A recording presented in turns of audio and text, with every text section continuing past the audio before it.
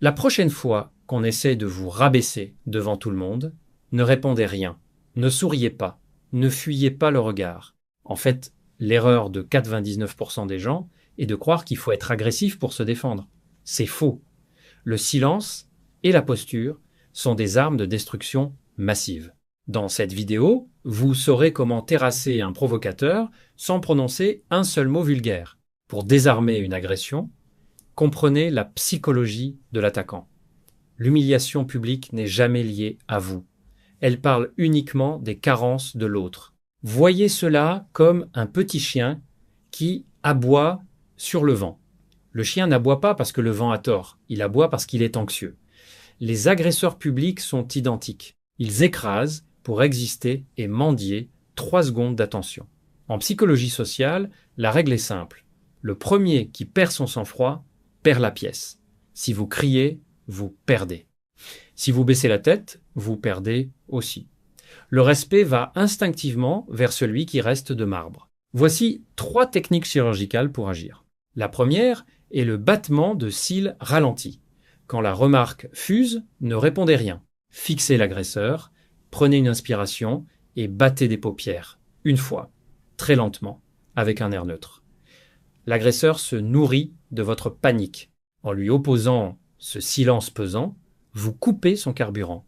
Le piège se referme sur lui, il se retrouve seul au centre d'un malaise général. La deuxième approche est le pivot de l'attention. Détachez votre regard de l'agresseur et balayez calmement les visages des autres personnes avec une curiosité détachée.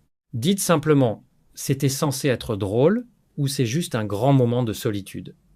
En incluant le groupe, vous brisez le face à face. Vous n'êtes plus la cible, vous devenez le narrateur. Le groupe cesse de vous regarder souffrir et commence à juger l'impolitesse de l'attaquant. La troisième méthode est le recadrage par l'indifférence. Regardez la personne pendant 1 seconde chrono, puis pivotez physiquement votre corps vers un autre interlocuteur pour reprendre la conversation précédente. Bref, pour en revenir à ce que tu disais juste avant, ce mépris poli est destructeur pour l'ego. Vous montrez que sa tentative d'impact est insignifiante.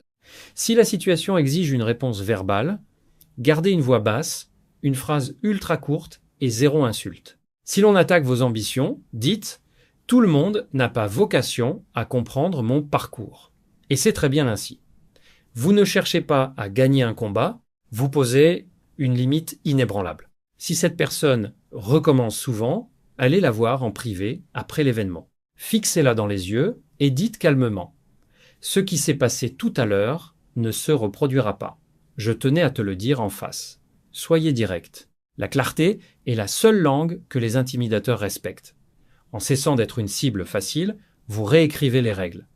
La dignité ne se négocie pas, elle s'impose par votre posture. Prenez soin de votre posture et le monde s'adaptera. Savoir réagir est une force, mais savoir installer une aura de puissance naturelle qui dissuade les attaques est le niveau supérieur. Pour aller plus loin et maîtriser cet art psychologique, je vous invite à regarder l'autre vidéo de la chaîne intitulée « La méthode secrète pour imposer le respect sans jamais élever la voix ». Elle s'affiche juste ici à l'écran. Cliquez dessus pour découvrir les codes exacts du calme souverain et transformer définitivement la façon dont le monde vous perçoit.